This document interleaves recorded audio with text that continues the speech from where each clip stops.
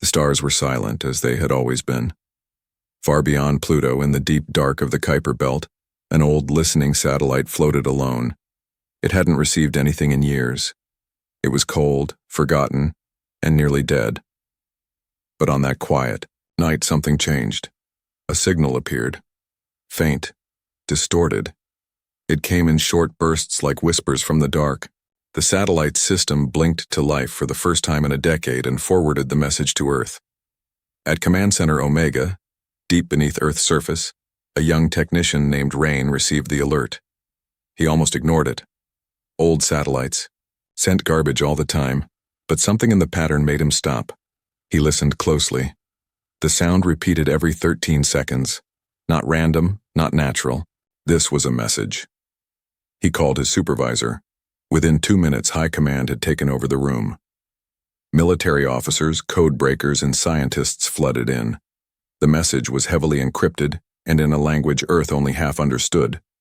The might language of the Galactic Council. It took hours to decode the first part. When they finally translated it, the words chilled every person in the room. Phase 1 complete.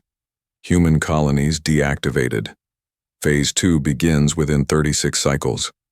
Rain blinked in shock. Deactivated? What does that mean? An older officer stared at the screen. It means they've already made their move. Earth had joined the Galactic Council 100 years ago. Humanity had fought, traded, and bled alongside other species. Treaties were signed, friendships made.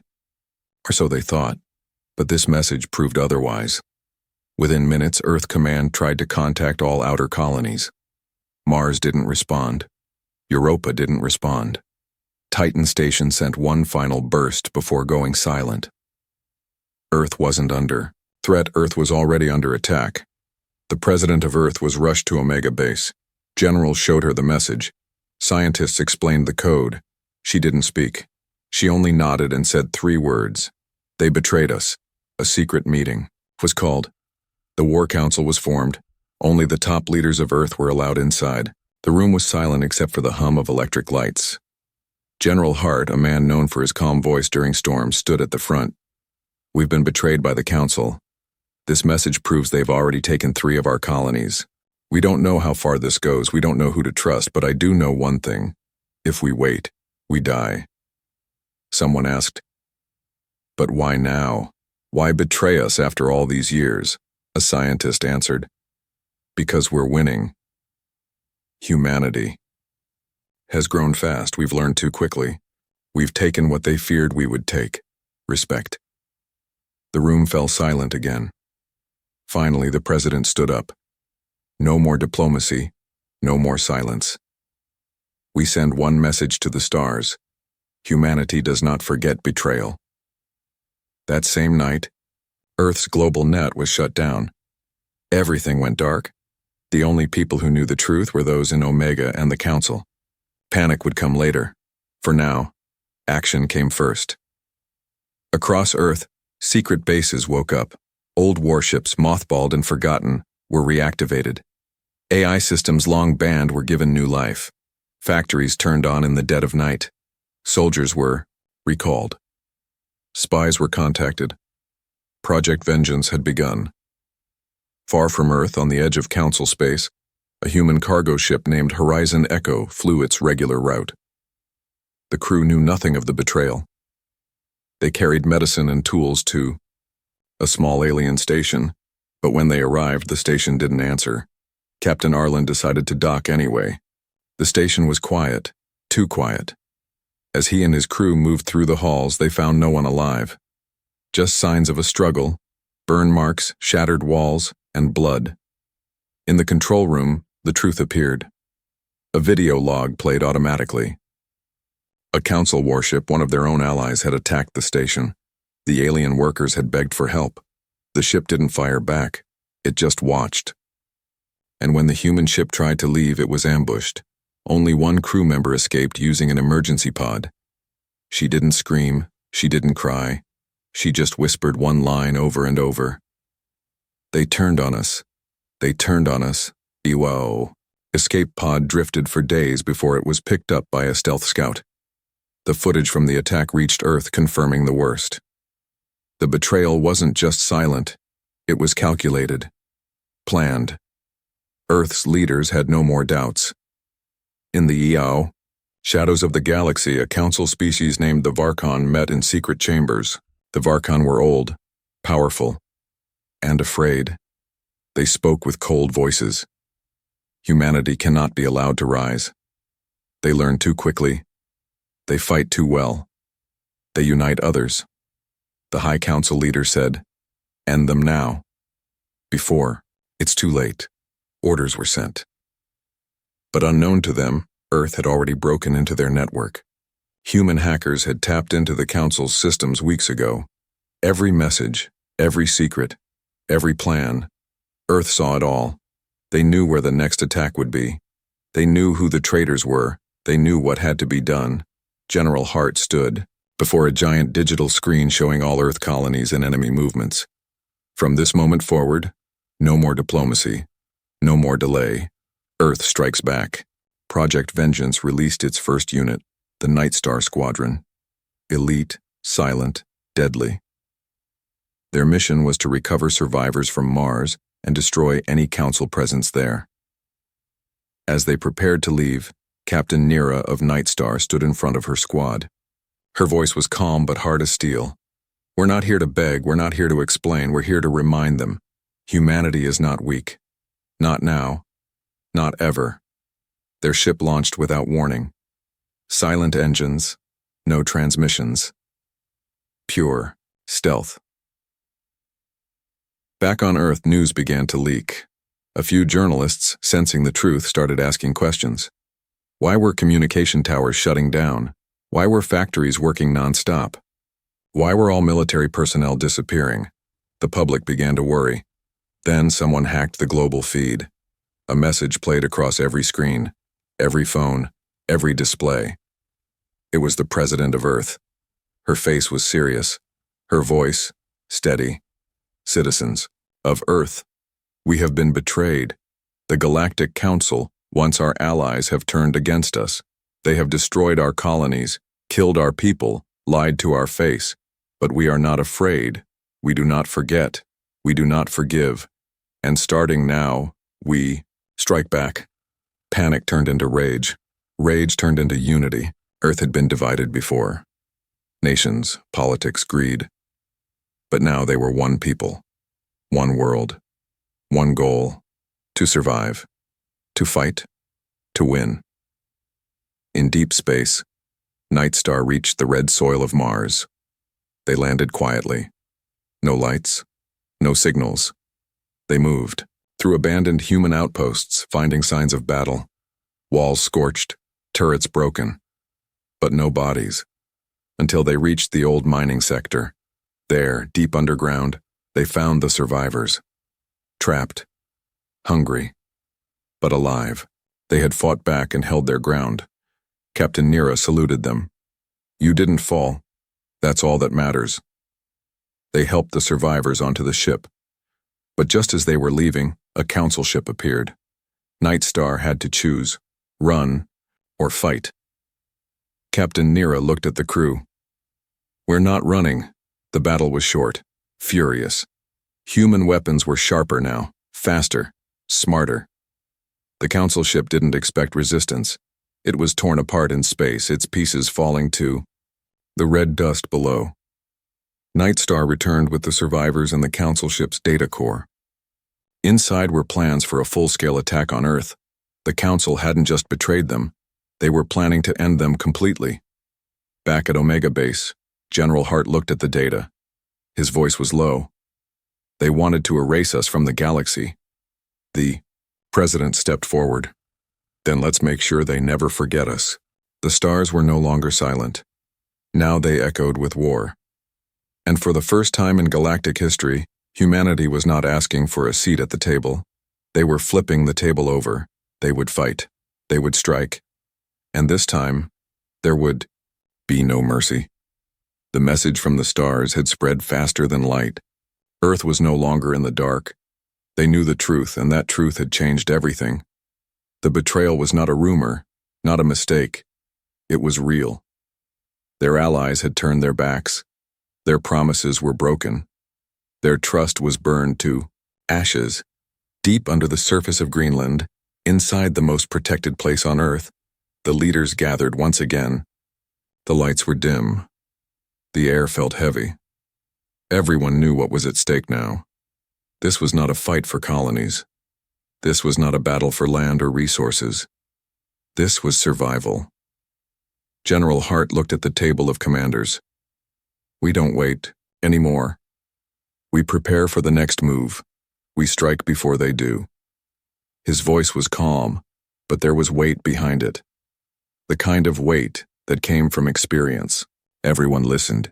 Beside him, a scientist named Dr. Elena spoke. We have their data core. It shows their fleet movements, their communication hubs, and even their hidden supply routes. But the most important thing, it shows us where they think we are weak. The room fell silent. They believe Earth won't unite, she continued. They think we will argue, delay, panic, that we will break apart before we break through. The president stepped forward. Her voice didn't rise, but it cut through the silence. Then let's show them who we are. Across the globe, old alliances were reforged. Nations that once disagreed now stood together. Factories began working day and night. Satellites were launched in secret. The skies filled with quiet ships that carried no flags, only purpose. But Earth didn't just prepare to defend. They prepared to outthink. A group of young minds, engineers, tacticians, digital specialists, were brought to a hidden island off the coast of South America. They were told one thing: imagine the impossible, build the unexpected, and do it fast. Meanwhile, far above Earth, the stealth ship Night Star was not resting. After returning from Mars, its crew was given a new mission. They were to go to the outer rim of Council space. There, hidden deep in an asteroid field, was a station Earth had built years ago in secret. It was called Echo Point, and it was now the heart of Earth's most dangerous plan. Captain Nira stood at the command window, watching the stars move slowly by. She had seen what the Council had done. She had walked through the ruins. She had helped carry survivors who had lost everything. She didn't need orders to feel what had to be done. Her ship glided into the asteroid field without a word. No lights. No signals. Echo Point welcomed them with quiet metal doors and blinking lights. Inside, dozens of people were already working. Earth's plan was not just to fight back, it was to control the story. Humanity was not going to scream into the darkness. They were going to speak so clearly that every corner of the galaxy would hear them. A plan was born at Echo Point, a signal. Not just a reply to the betrayal, but a reminder, a message that would reach every trading station, every council chamber, every listening post. The galaxy had forgotten Earth's strength. It had forgotten Earth's will. Now it would remember. Back on Earth, a young coder named Malik worked in a quiet underground lab. His hands moved quickly over the controls. He was building something new, a system that could break into council transmissions and replace them with Earth's voice. He didn't eat. He barely slept. But when he was finished, he sent the file to Echo Point. They called it Pulse 1. At the same time, the council gathered. Their leaders were worried. Their first moves had not gone as expected. Earth had not folded. It had not begged. Instead, it had gone silent. And silence was dangerous. They began to tighten control. They searched for human ships. They locked down planets. They whispered among themselves, wondering what would come next. Then the signal hit. Across the stars, every screen flickered. Council members jumped to their feet. Ship crews stared at their displays. Traders froze mid-deal. And then, the voice spoke. It was calm, firm, human. To those who broke their promises, we heard your silence. We saw your actions. We will not vanish. We will not kneel. We are still here. And we remember. It wasn't a threat. It was a promise that Earth had not been destroyed. a promise that the real response was still coming. At Omega Base, General Hart watched the broadcast end. He nodded once. Now they know. The next stage had begun. Quietly, ships began moving from hidden bases. Crews were trained in silence. Resources were gathered in secret. Earth didn't need to shout anymore. Every move was calculated. Every step was part of something larger. But deep inside every heart, on every ship, in every base, across every outpost, there was one feeling shared by all. They had been hurt, but they were not broken. And what came next would prove that nothing in the galaxy was more dangerous than a quiet Earth preparing for its return. ChatGPT said, something strange was happening across the galaxy. Where once there had been steady signals, trade routes, and calm patrols, now there was confusion. Council ships moved slower.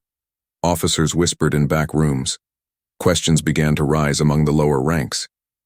Why had Earth gone silent after the betrayal? Why had the humans not cried out, not begged for mercy, not tried to make peace? Instead, Earth had vanished into shadows. But every shadow hides something. Back on Earth, at Omega Base, General Hart stood before the holographic map of the galaxy. Red lights showed Council territories. Green lights showed known human bases. But the real interest was in the dark spaces between. Uncharted regions, asteroid belts, forgotten stations. That's where Earth was hiding. That's where Earth was building. We cannot outgun them yet, he said, speaking to the senior commanders. But we can outthink them. We make them doubt. We make them afraid of what they cannot see. At the far edge of Council space, the stealth ship Eclipse Wing had a new mission. It was not carrying weapons, but minds. Engineers, spies, and tech officers had gathered to do something that had never been tried before. The Council had created rules for communication. They controlled the main channels, monitored key transmissions, and filtered every piece of information the galaxy saw. For years, Earth had followed those rules, but now Earth was rewriting them. On board Eclipse Wing, a young woman named Kira sat before a wall of screens. She wasn't a soldier. She wasn't a pilot. She was a pattern reader. She could see things others missed. Her job was to trace the rhythm of Council operations and break them without a single shot. She turned to the captain. They use predictable timing. We can slip our message between their pulses. They'll never notice, until it's everywhere. She tapped a command. Across 5 systems, traders suddenly received new navigational maps. Engineers received system updates. Medical units downloaded new virus scanners. But hidden inside each of those files was something more. Images, memories, stories. Of humans helping wounded aliens on distant moons. Of Earth ships defending colonies that were not their own. Of peacekeepers building bridges between species. The galaxy had only seen Earth through the Council's filter. Now it saw something different. Messages spread like wildfire. Small planets began asking questions. Minor. Council members requested meetings. Some outer colonies even offered to shelter human civilians if things turned worse. The Council felt the pressure. In their high halls, they argued. They are tricking others with emotion. They are spreading lies. They must be stopped before sympathy grows. But deep inside, they knew it wasn't lies. It was the truth they had buried. Earth's greatest strength was never just its ships or weapons. It was its ability to connect, to inspire, to adapt. Back on Earth, a group of young leaders gathered in a quiet mountain lab. They weren't military. They were thinkers, planners, visionaries. One of them, a soft-spoken strategist named Aaron, laid out a plan so daring it made even hardened officers pause. We won't attack first, he said. We'll make them doubt themselves, make them see what they've done, not just by talking, but by helping, quietly, unexpectedly. So began a different kind of operation. Human supply drones redesigned to look like Council models were sent to broken stations suffering from food shortages. Old Earth satellites were reactivated to send weather warnings to farming colonies. Small deeds, unseen, uncredited, yet powerful. Council citizens noticed. Whispers spread. If humans were so dangerous, why are they helping? Why do they risk themselves for others? Why didn't they fight back in anger? The council tried to shut it down, but the seeds had been planted, and seeds grow in silence. At Echo Point, Captain Nira received a message. A small group of defectors, aliens who once served the council, wanted to meet. They didn't ask for safety. They didn't demand rewards. They just asked one thing. "Can we help?" Nira read the message twice, then looked at her crew. "We're not alone anymore." The quiet effort continued. Humanity built not just weapons, but trust. Not just strategy, but stories. Not just ships, but hope. And as the council struggled to contain the rising questions, Earth watched patiently, moving carefully, preparing slowly, because they knew something the galaxy was just starting to understand. True power doesn't always come with noise. Sometimes it comes in silence. And when the time comes to speak again, the galaxy will listen. A single name was now being whispered in the distant corners of the galaxy: Earth. Not in fear, but in curiosity. The humans, once quiet, once betrayed, were becoming a mystery that no one could ignore. Some thought they had fallen. Others believed they had vanished into hiding. But the truth was different. Earth was rising, not with noise, but with purpose. The Council's spies sent reports every week, but those reports offered little comfort. Their agents could not find human fleets. Their scans showed empty space. Their trackers followed signals that looped back in endless circles. Earth was out there, doing something. But what? Inside a deep facility hidden beneath the Pacific Ocean, something new was being built. It was not a ship. It was not a weapon. It was something far more powerful. A network, not of wires, but of minds. Scientists, diplomats, engineers, thinkers from every background, humans, former allies, neutral species, all working together in secret. They called it Project Horizon. At the center of it was a quiet historian named Lynn. She wasn't a soldier, but she understood the one thing the council had forgotten: stories. She had studied every past betrayal, every war, every alliance, and she knew this battle could not be won by force alone.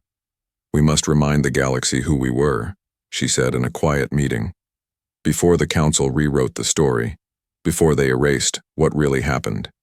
So, they started sharing memories, not with explosions, but with whispers. Hidden files appeared in libraries across distant worlds, images of Earth offering aid to dying planets, recordings of humans standing beside other species during past crises. Little by little, these pieces formed a different image of humanity, not dangerous, not greedy, but strong and fair. On a cold planet near the edge of the Lyra system, a small station received a box. No return label, no ID. Inside it was a power cell, a rare one, the kind that could save their failing systems. Attached was a note in simple words: "We didn't forget you." The station commander, an alien named Vesha, stared at the note for a long time. She had served the council for years. She had followed orders. But now, she wasn't sure anymore. She sent a quiet message back. "I remember what Earth did for my people. I will not raise a hand against them." And just like that, one more piece moved on the Galactic board. At Omega Base, General Hart received Vesha's message without a word. He looked out the window into the night sky. "They're listening," he said softly. "Now we must show them why." Meanwhile, in orbit around Jupiter, a secret human station called Helix Point became the heart of the second phase. A small team worked around the clock. They weren't soldiers, they were communicators. They studied voices, expressions, emotions. They crafted messages not to frighten, but to awaken. A boy named Yaren, only 19, created a message that surprised everyone. It was a simple recording. No threats, no demands, just a child's voice asking, "Why did you leave us when we needed you?" That message was sent on an open channel. No one expected what happened next. Across dozens of systems, people stopped what they were doing. The question echoed in their minds. Many remembered times when Earth had helped, protected, and cared. They remembered the warmth, not the fire. The Council tried to respond with control. They shut down channels. They held press conferences. They blamed Earth for old mistakes. But the more they spoke, the more people questioned. And in silence, Earth smiled. Captain Nira watched from her ship as quiet change swept across systems. She had received a strange signal, a request from a neutral trade world. They wanted to speak, not negotiate. Just speak. She went. No weapons, no guards, just her presence. And when she sat with their leaders, they didn't ask about fleets or battles. They asked, what really happened? Nira spoke slowly, truthfully. She told them of the silence after the betrayal, of the broken trust, of the pain of being pushed away. But she ended with hope. We didn't disappear. We rebuilt. We remembered, and now we return. When she left, they didn't stop her. They watched her go with new eyes, and as she returned to Echo Point, the crew greeted her with quiet nods. We're being heard, she said, because Earth wasn't shouting. It was being heard by hearts, and the galaxy was starting to remember. A quiet shift was happening across the stars. Where once suspicion had ruled, now there was a flicker of curiosity, and even hope. The message from Earth, carried by simple acts and honest words, was stirring something long forgotten in the galaxy. Trust. But trust was fragile, and the galaxy was still watching carefully. No one was ready to forget the past. No one could.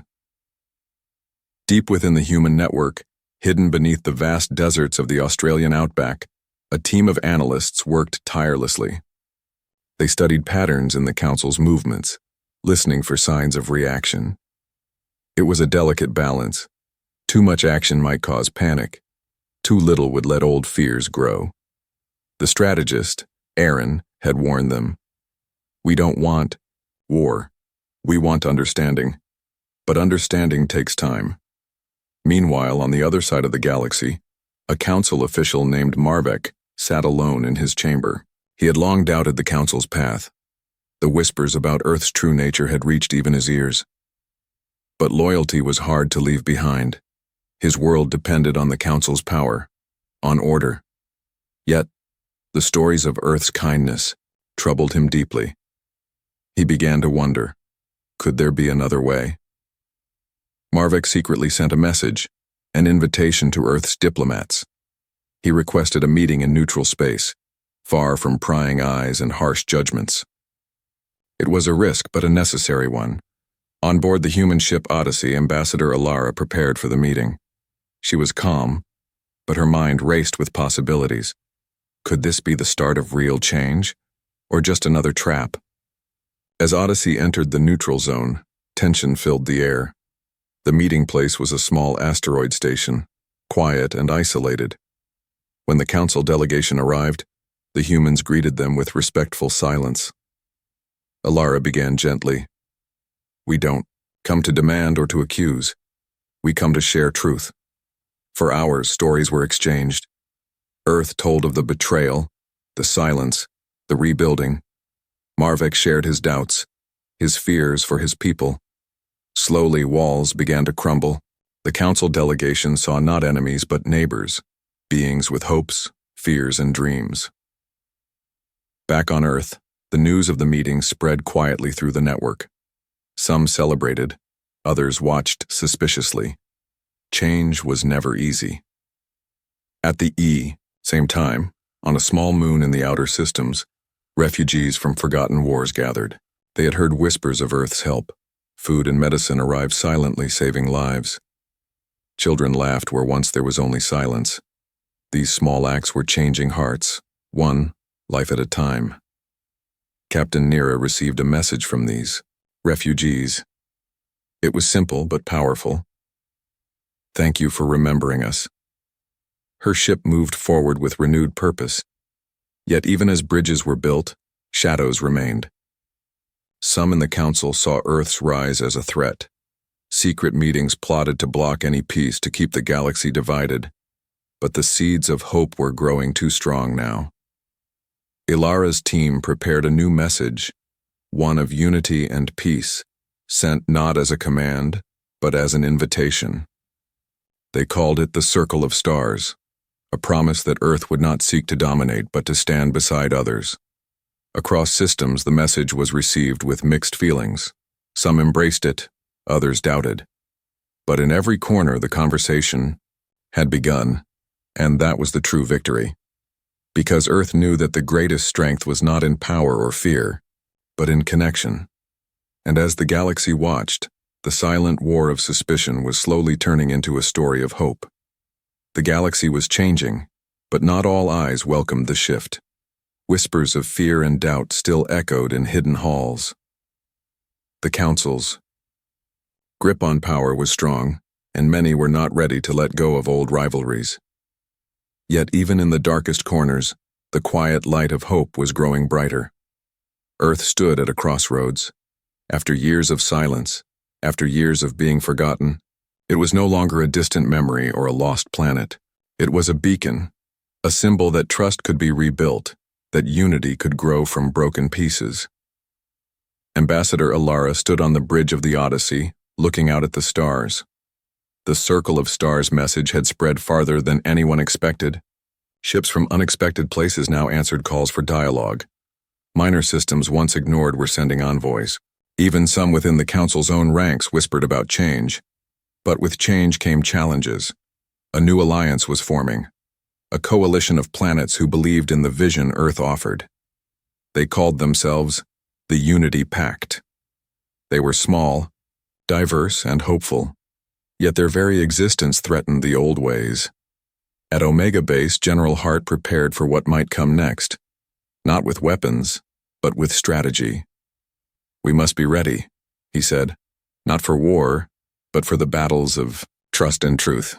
On the outer rim, Captain Nira's ship received a distress call, not from enemies but from new friends. A planet caught in a sudden storm needed help. Without hesitation, Echo Point raced to deliver supplies and aid. It was a small act, but it carried the weight of a promise. The Council, watching from their tall towers, faced a choice. They could continue to resist, to hold on to control, to push fear, or they could listen, to see that a different future was possible. Marvek, once a doubter, now became a voice for peace within the Council. He spoke quietly to colleagues, reminding them that strength came from trust, not fear. And on Earth, Lynn and Iran worked tirelessly to build new connections, to weave together a story that was no longer just about betrayal, but about hope, renewal, and shared destiny. The galaxy was learning to listen, slowly, carefully, but truly, because after all the silence, after all the betrayal, humanity's final warning was clear. There would be no mercy for hate, no room for division, but there would always be hope for peace. And as the stars shimmered above, the new story began. Not one of conquest or fear, but of unity and understanding. This was Earth's true strength. The galaxy was ready to remember.